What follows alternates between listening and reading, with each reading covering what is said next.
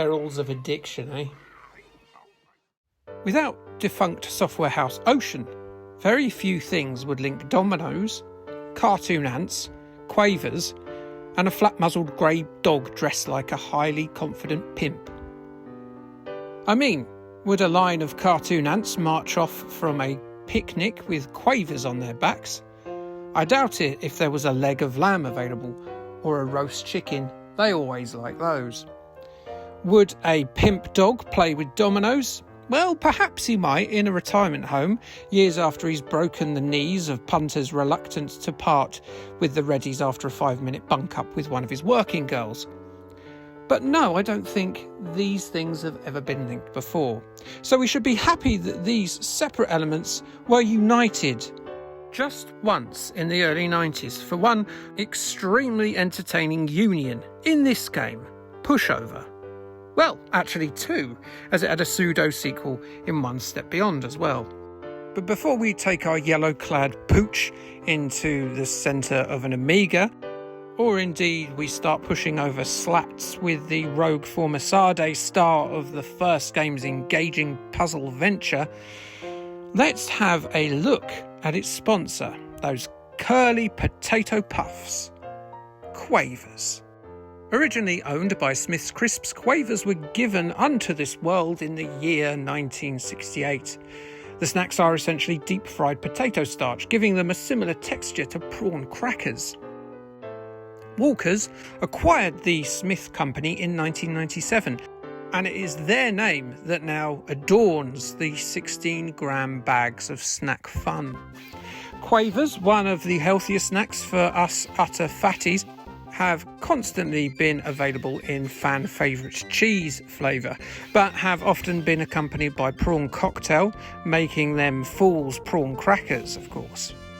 Other flavours, mostly defunct now, include salt and vinegar ketchup, spicy beef tangy tomato, and streaky bacon. In an online list on YouGov that I had no idea existed until today, Quavers are ranked the 85th most well-known snack brand in the UK in 2023, and they are liked by 59% of us Brits. In the late 1980s, Quavers launched an advertising campaign that featured a snack-crazed dog that would go on to be the mascot of that treat for much of the 90s. His name is Colin Curly, and I'd be buggered if I can tell you what breed of dog he is. Like, is he a beagle maybe? I don't know. We all agree he's a dog though, right? But sure enough, Colin became the figurehead of Smith's aggressive Quavers push, and he, courtesy of publishing powerhouse Ocean Software and Mancunian developers Red Rat Software, would find himself appearing in not one but two 16-bit computer puzzlers in the first part of the 1990s. Both games appeared on the Atari ST, the Amiga and on MS-DOS, with the first game, Pushover, also appearing on the Super Nintendo, albeit shorn of the Quavers license, which means for the purposes of this Quavers-themed video that the Super Nintendo version is not welcome in this house. Leave, sir, leave. The Super Nintendo version, though, does serve one purpose. It is a good indicator of what the game probably looked like for most of its development, as the Quavers license does feel a little bit tacked on, with Colin only really appearing in the occasional very well-produced cutscene. In this regard, the game reminds me a lot of the game I covered a few months ago, Muncher on the 8-bits, which had a Chewits license that was barely present in the game itself. Instead of Colin, the star of this game, you see is one GI Ant, who has not adorned the advertising of any crisp, and indeed the famous Mr. Curly uses his celebrity clout to manipulate poor old GI Ant into rescuing the 10 packets of Quavers he's foolishly and clumsily let fall down some ant holes. I mean, you try and do that in real life. You try and accidentally drop 10 packets of Quavers down some anthills. You'll struggle. Now, these anthills aren't just any ordinary anthills. They contain entire differing worlds. Each of these worlds contains multiple stages of brain-taxing challenges, which involve dominoes. Don't worry, it's the cool gravity-affected dominoes, like they used to put on record breakers, not the Grandad maths game. Christ, I wouldn't be playing it if it was that. Each level will present you with just enough dominoes to complete the challenge, which GI can pick up and move about. And if you move the right dominoes and put them in the right place, your single anti-shove will complete the 2 tasks required to open that stage's exit door. Those being that all the dominoes must fall and the 3-striped final domino must fall last.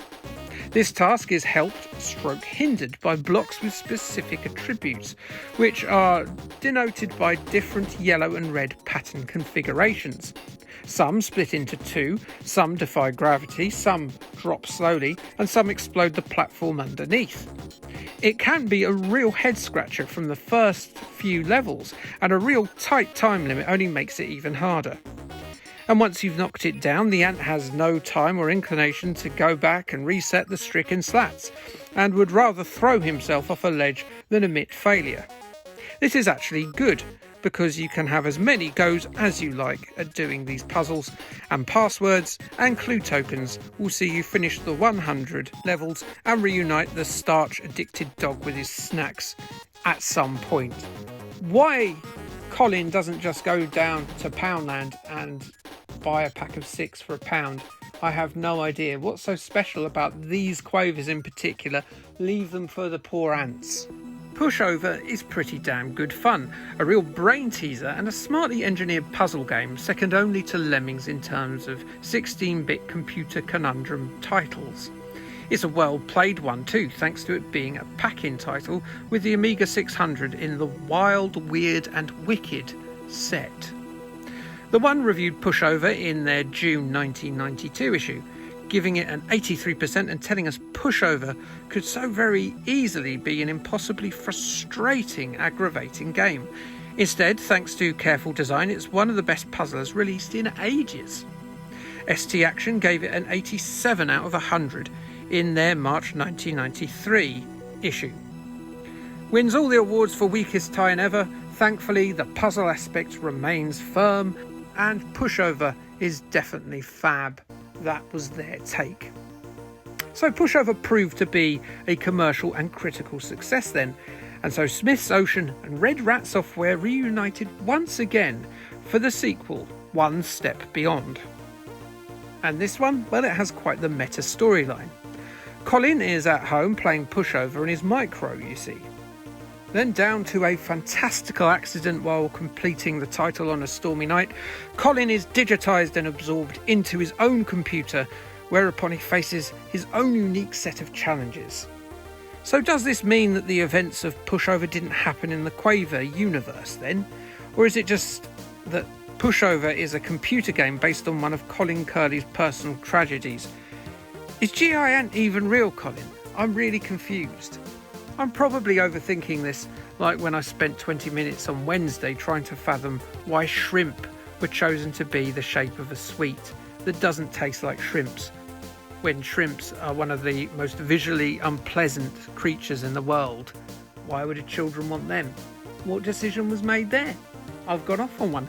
Anyway, it's another puzzler, albeit a completely different one.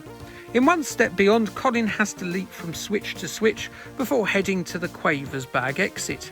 The switches will disappear once leapt on, and much like Pushover, you get just the one shot at it, as there is just the singular solution to each of these puzzles. Colin can jump up, down, left, right, and all points in between. With the aid of the fire button, he can also leap 2 switches in any of those directions. There's buttons with different functions. Some of them have to be hit in a certain numerical order before you can advance. Some will reactivate previously leapt on buttons. Another will fire you off in a specific direction. So essentially, it's the same sort of premise as Pushover in the fact that it's a puzzler with only one solution. But we swapped out the strong ant for an agile dog, and the dominoes have been swapped out for computer switches. A sufficiently different sequel then. Is it better than its forebear? No, sadly not. There's a certain laziness to the look of the graphics compared to GI Ant's crisp hunting adventure, and the double jump control isn't always that responsive, which in a game like this, with only one go-round, can be very frustrating if one mistake is made and you've basically cocked up this one level at a late stage through no fault of your own. It's not bad at all though, don't get me wrong, but Pushover is the better game. Still, One Step Beyond is still a really decent puzzle game with a definite one more level addictive quality about it, and you can't go wrong with that. Amiga Power reviewed it in their September 1993 issue, awarding it an 87%, saying you're probably not going to play it again once you've done it. But with 100 levels, what's the problem? ST Format gave it a 73 in October 1993. They said if you've never played Pushover, this is a mediocre alternative. Sounds like they think you should play Pushover instead. They're probably right. And that's it. Do you like Quavers? They're okay in my opinion. I wouldn't choose them in a meal deal though, personally. I'd probably have Frazzles. Anyway, next up we've got Rock'em Sock'em, punching toy robots. Ooh, I say.